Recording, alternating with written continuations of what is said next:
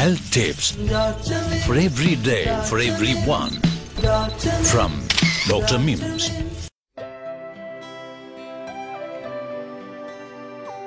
അല്ല, ഇതാര്? ഡോക്ടർ മിംസോ? വരൂ വരൂ. എന്താ ഹരി, ക്ലബിലേക്കൊന്നും കണ്ടില്ലല്ലോ? 3-4 ദിവസമായിട്ടൊരു വയറുവേദന.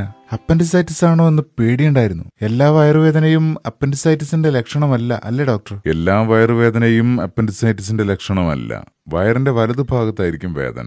മാത്രമല്ല, ഈ വേദന അസഹനീയവുമായിരിക്കും. ഈ രോഗത്തിന്റെ പ്രധാന ലക്ഷണങ്ങളായി പനിയും ഛർദിയും വിശപ്പില്ലായ്മയും ഉണ്ടാവും. എന്തൊക്കെയാ ഡോക്ടർ ഇതിന്റെ പ്രധാന കാരണങ്ങൾ? അപ്പൻഡിസൈറ്റിസ് വൻകുടലിൽ കാണുന്ന 2 മുതൽ 20 സെന്റിമീറ്റർ വലുപ്പത്തിലുള്ള ഒരു അവയവമാണ്. ഇതിന്റെ ഉൾഭാഗം വളരെ ചെറുതും പെട്ടെന്ന് അടഞ്ഞു പോകാൻ സാധ്യതയുള്ളതുമാണ്. ഫിക്കോലിത്ത് അഥവാ മലത്തിൽ കാണുന്ന കല്ലുപോലെ കട്ടി കൂടിയ വസ്തുക്കൾ, പച്ചക്കറികളുടെയും പഴങ്ങളുടെയും വിത്തുകൾ, വിരകൾ, മുഴകൾ, അണുബാധ തുടങ്ങിയ കാരണങ്ങളാൽ ഇവ അടഞ്ഞു പോവും. രോഗനിർണയത്തിന് കാലതാമസം വന്നാൽ അപ്പൻഡിസൈറ്റിസ് പഴുത്തു പൊട്ടുകയും രോഗാണുക്കൾ രക്തത്തിൽ കലരുകയും ചെയ്യും. ഇത് ഗുരുതരമായ അവസ്ഥയാണ്. എന്താണ് ഡോക്ടർ ഇതിനുള്ള പരിഹാരം? ശസ്ത്രക്രിയ ചെയ്ത് അപ്പൻഡിക്സ് നീക്കം ചെയ്യുകയാണ് ഇതിനുള്ള പരിഹാരം. അപ്പോ ഇത് നീക്കം ചെയ്താൽ ഒരു പ്രശ്നമില്ലേ? അപ്പൻഡിക്സ് നീക്കം ചെയ്താൽ നമ്മുടെ ആരോഗ്യത്തിന് ഒരു പ്രശ്നവും വരില്ല.